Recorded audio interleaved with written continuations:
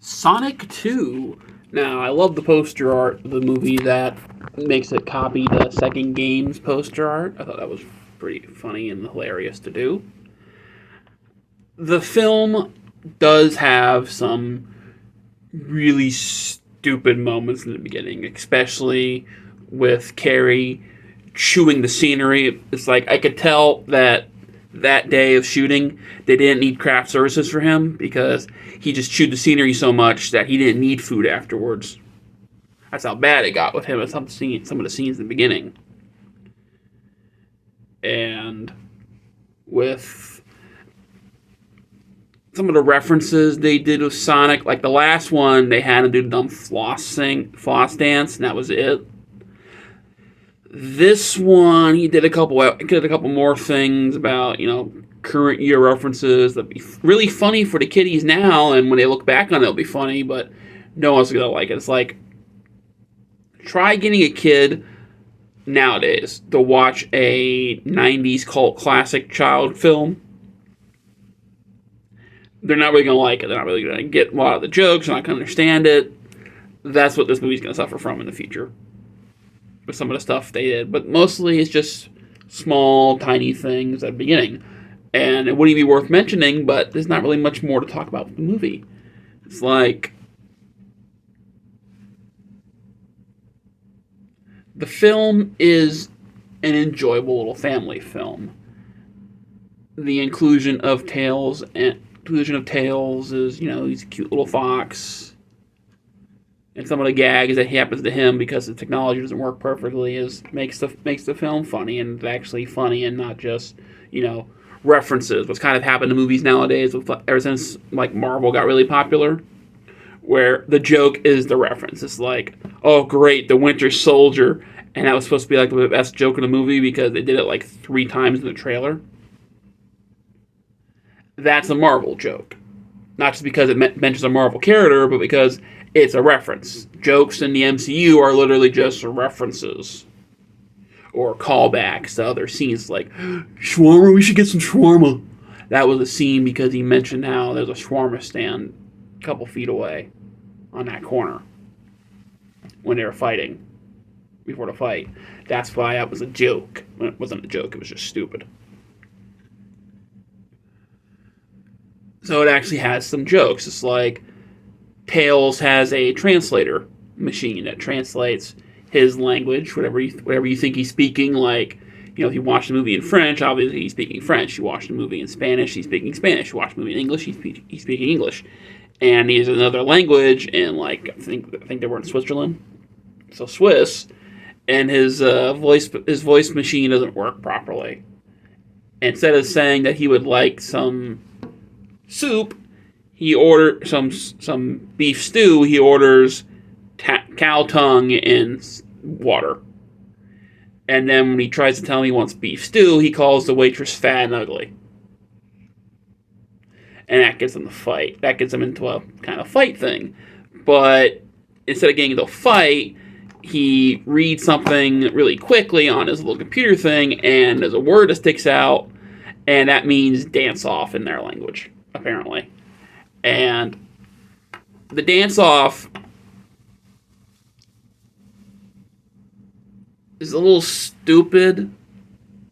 I mean, it starts getting towards the absurd thing, how long it goes on without Sonic and Tails doing anything. And when Sonic and Tails do it, okay, yeah, you can get the point. It's cartoon characters. It starts getting funny again. But, like, when humans are doing it, it's starting to get on the cringe side of things, at least in my opinion. Knuckles, of course, does the brute humor where he is the straight man in the conversation. People who don't know how comics work, there are 2 types of people. There is the person that is the Joker and the straight man. The Joker makes fun of the straight man stuff. It's like the straight man would say, "Oh yeah, you can really shove the whole broom inside there. Oh yeah, you can really shove the whole thing in there." That's the comic would do. That's what Knuckles does. Knuckles doesn't understand what he's saying. He doesn't understand the jokes. He's just straightforward, focused, and that's how he's portrayed a lot of times because he's muscular. Although I didn't think he could run as fast as Sonic. I thought he was like way down because of his boots and that. But in this movie, he can run just as fast as Sonic can. But of course, I only ever played like the Sega Genesis games, and I really bothered with anything else. Like there was some game on GameCube that I played of his, like Battle Royale 2 or something like that. Something like that. Something like battling with Sonic and his characters. It's like I only played the first couple levels of it because I don't really do much into video games at that point. And the parts that annoyed me, I guess you could say, are small enough that they could be removed with an edit and you wouldn't even notice it because they don't really add anything new to the plot. There is a little side plot with the wife and the sister of Cyclops, or Donut Lord is his character's name, and the sister gets a little too overused. The joke of her being the quote-unquote angry black woman, unquote, and the extreme subplot of Donut Lord's deputy. If you're not enjoying the rest of the film, that'll be the moment you'll want to walk out. Like, if you're not having fun with the Sonic and Tails and Knuckles cartooniness, you'll want to leave when it's his turn for the subplot. When he's mentioned, when he not mentioned, but when his character shows up in his scenes, you'll want to leave. If you can ignore those few moments, because it's not like it drags. Like the dance-off scene drags, the scene with the sister and her side plot drags. This other guy, he kind of just, it's kind of like a Family Guy cutscene where it's there and then bop, gone. But, you know, it's just, at that point, how are you an adult? You'll question, how is he an adult and how is he functioning?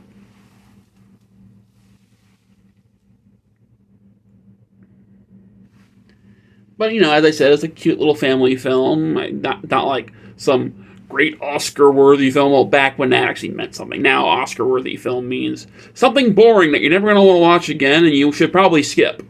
Don't even waste your time with it. That's what Oscar film means now. But, you know, back in the day, it meant, like, the great works of film that year that you should watch. That are, like, this needs to be watched. Nowadays, it just means you need to skip it. But, you know, it's a nice little film. If it's on TV, I'd say watch it. I mean, it has some funny references to the early Sonic games. It's like one of the gags I'll just give away is while Sonic's underwater, he can't swim. That's one of the gags. And he sees a air bubble. He drinks that in, like, and gives himself more air, like in the games. So that joke is a funny one. It's a good reference for people who actually played the, Sonic 1, 2, 3, Sonic and Knuckles, that weird version of the third game that was like plug 2 and 1 into this one and 3 into this one and you get different games. That thing. I haven't played them in years, so I'm just going off of what my memory is fixing. I honestly give the film a B, and if the Steelbook release is the poster art for the second game that they did for the movie poster, I'll buy it. If not, I'll just wait for the regular release.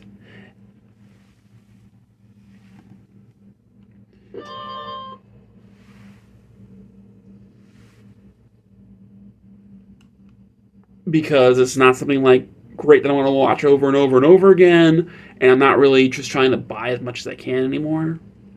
So I'll either wait for a sale if it's not something really nice looking, or I'll just, as I said, I'll wait for a sale if it's not something really nice looking. So thanks for watching, and see you next time. Maybe.